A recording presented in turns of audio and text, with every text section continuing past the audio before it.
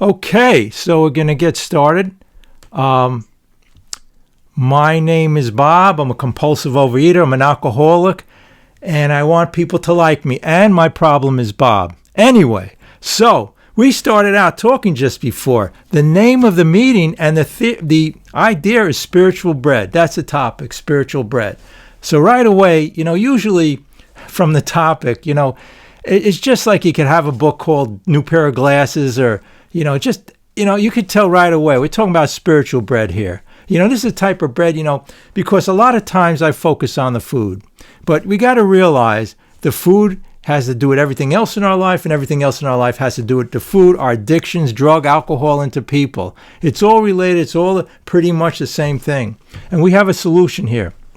So first, with this meeting, I'm really going to focus in on the food, but again, it's related to everything else. So basically, I will go to the big book as I always do, and first we got to know what the problem is. And then what we're going to do, and I always say this is, by the end of the meeting, we're going to resolve the issue with the food, okay? Now, you're going to have that awakening, the perception change. So here it tells us on page 24. If you have your big book there, fine. If you don't, it's great. Just listen. The fact is that most alcoholics, compulsive overeaters, for reasons yet obscure, have lost the power and choice of drink or overeating. I always put in the food and the drink here. We have AA, Alcoholics Anonymous. We have OA, Overeaters Anonymous. So I'm a grateful member of both of those and other meetings too. Our so-called willpower becomes practically non-existent. Right? Listen to that. Our so-called willpower becomes practically non-existent. We are unable at certain times to bring into our consciousness with sufficient force the memory of suffering, humiliation of even a week or a month ago. So we can't bring into our mind. Step one, look, when I have these meetings, a lot of people say, Bob, why don't you talk more? I like it when you talk about the diet plans and the food.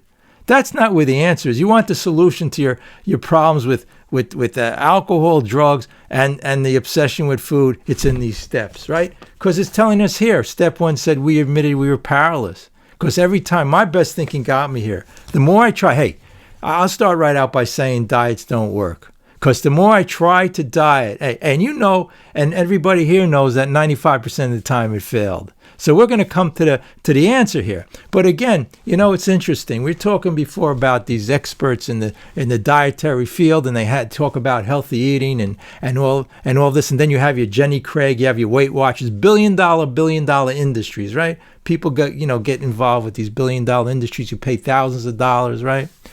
So the problem is that that's not the solution. And the way we know that is 95% of the time it fails. In my life, I went on what was called it was called gray sheet diet. This is through the Overeater Anonymous program. I did it for a year, but you know what? I was miserable every day. And that day comes when, you just can't do it anymore. We say to people, when I'm in AA, if people come in and they're really miserable, then they don't want to work these steps and get that step 12, that spiritual awakening and feel happy, joyous, and free, we say to them, you might as well go out and drink, right?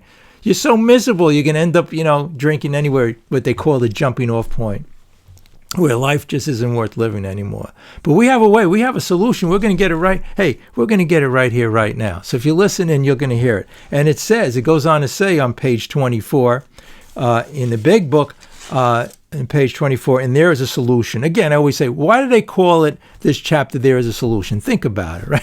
Why is this called There is a Solution?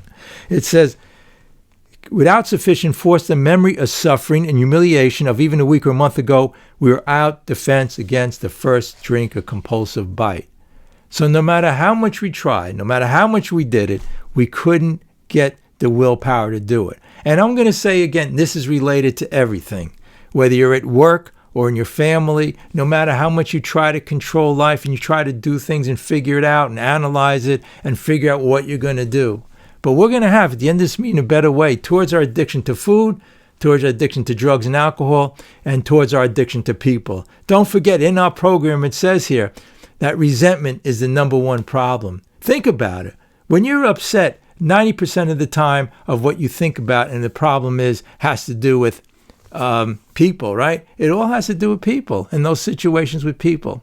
So when we have this understanding and comprehension that it has to do with our relationship with people, but the food is another thing that has to do with our relationship, a relationship in making people are higher power, or food are higher power, or drugs and alcohol are higher power. But we're going to find a better way and do it. And when we read here, it's called the solution, having had that spiritual awakening.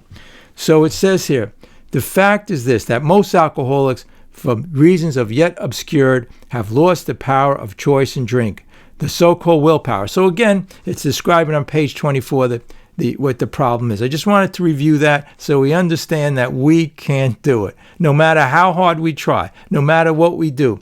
Because on page 31, when it talks about our addiction to alcohol, it says here,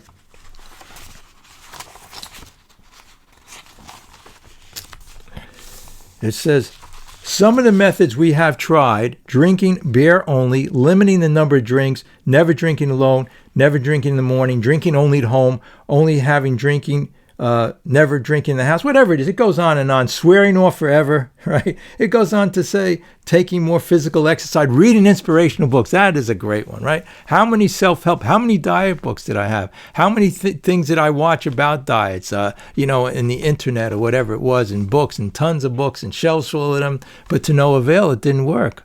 Because I never knew where the problem was. My relationship with people, I never figured out where the problem was. I always thought everybody else was the problem, the outside world, everything outside of me. If that would only change, But then I started to realize that through these steps in this program, where the happiness and joy is and where the answer is. Okay, so we're going to find out where the answer is and how to reach that answer right today in this meeting. That's what we're going to do. So that's page 31. So anyway, when we read here, we see here that they're talking about the problem. And then to get into the solution, first of all, it starts all the way back on the doctor's opinion. Okay, the doctor's opinion on page, XXVII, Roman numeral 27.